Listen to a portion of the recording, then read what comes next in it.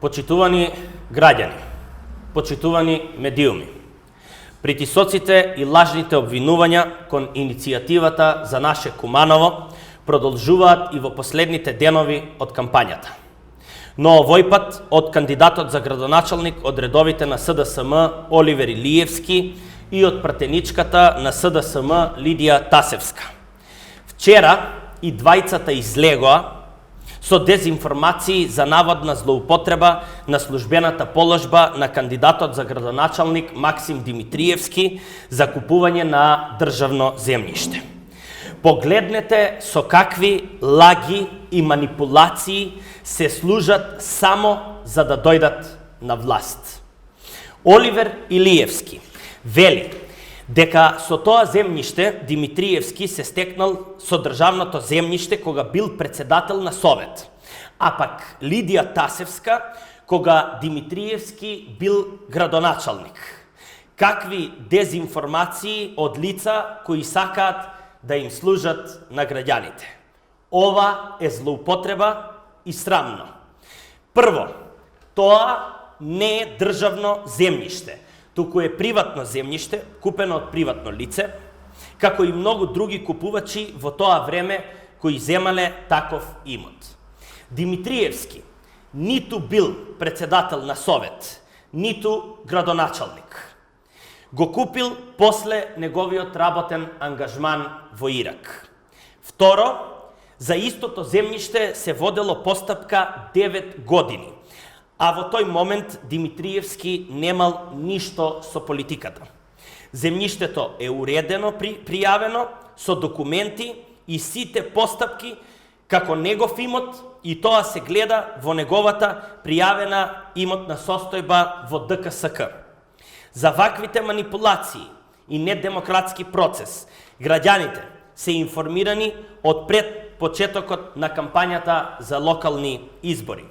Кандидатите за советници од иницијативата за наше Куманово, како и кандидатот за градоначалник, се под закани и притисоци и се предмет на недемократски средства и начин за водење на кампања. Иницијативата за наше Куманово истапи со конкретни проекти, со решенија кои што се реални и остварливи и што се продолжување на она што е направено во изминатите 4 години. Сите притисоци и недемократски средства се произлезени од поединци од власта кои, злоупотребувајќи ги државните институции и во лични и партиски цели, се обидуваат да не дискредитираат, оцрнат, не напаѓаат и создаваат невистинити конструкции. Се обидуваат да не спречат на патот наше Куманово, да го направиме град со иднина и со услови за развој. Нашата цел е да работиме за Куманово, а нивната цел е да го вратат Куманово назад, какво што беше до пред 4 години. Нашата идеја е да продолжиме она што е започнато, да создадеме инфраструктура секаде каде не достига, да го средиме урбаниот хаос, да создадеме училишни центри каде нашите деца ќе се образуваат со спортски сали за секое училиште. Нивната е да ја приграбат власта за личен бенефит и лична корист. Се вршат притисоци врз граѓаните на општина Куманово.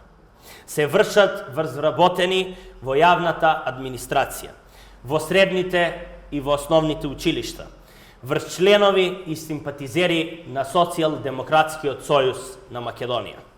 На нивните лажни конструкции дека сме ги злоупотребувале институциите во пресрет на локалните избори, излеговме со докази во јавноста дека централната власт и поединци од раководни позиции вршат злоупотреба на својата позиција. Испраќаат СМС пораки и вршат притисок на вработени во државните институции за да доставуваат списоци од 10 до 15 вработени, односно гласачи. Министерството за внатрешни работи, институција која што треба да е во служба на граѓаните и да ги штити е злоупотребено од поединци од СДСМ кои оваа државна институција ја користат за личен рейтинг и победа на локалните избори. Толку многу е експлоатирана институцијата во партиски цели, што ние не знаеме кој е кандидат за градоначалник на општина Куманово. Дали тоа е Оливер Илиевски или Оливер Спасовски. Двајцата заедно одат на скоро сите активности, Спасовски зборува како кандидат за градоначалник, а Оливер Илиевски аплаудира. Кој е кандидатот и кој нуди решенија за Куманово? Граѓаните тоа треба да го знаат.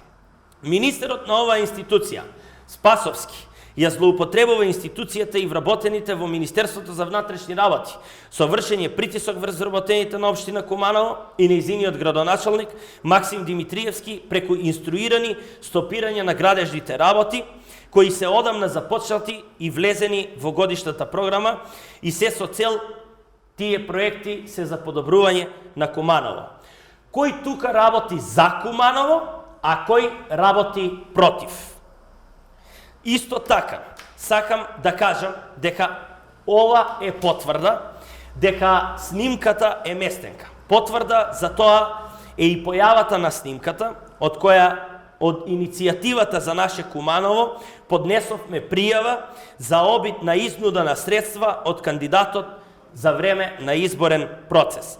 И токму оваа снимка е доказ за притисок и организиран напад врз советниците од граѓанската иницијатива за наше Куманово, како и обид за изнудување парични средства кои директно ги одбивме. Затоа ги повикуваме надлежните институции да постапат и да го решат овој случај до крај. Сведоци сме денеска дека додека ние го градиме градот, вие наместо да го штитите јавниот имот, вие го уривате. Канделабри и урбана опрема на градскиот плоштад се уништува за да се постави бина за митинг. Уште денеска ќе живеат вашите конструкции и местенки, закани и притисоци, затоа што граѓаните на Куманово ја знаат вистината. Гледаат и во изминатите години што се случувало, а гледаат и денес. Со ниедна лага, конструкција и притисок не можете да го избришете тоа што е направено во изминатите 4 години. Затоа што тоа едноставно нема да помине кај граѓаните на Куманово и на 17 октомври тие ќе знаат да одлучат што е добро за нив и за Куманово. Граѓанската иницијатива за наше Куманово во недела ќе донесе огромна победа на локалните избори во Куманово и покрај сите притисоци, закани и креирање на лажни слики во јавноста. Иницијативата за наше Куманово ќе ја создава иднината на овој град и во наредните 4 години. Благодарам.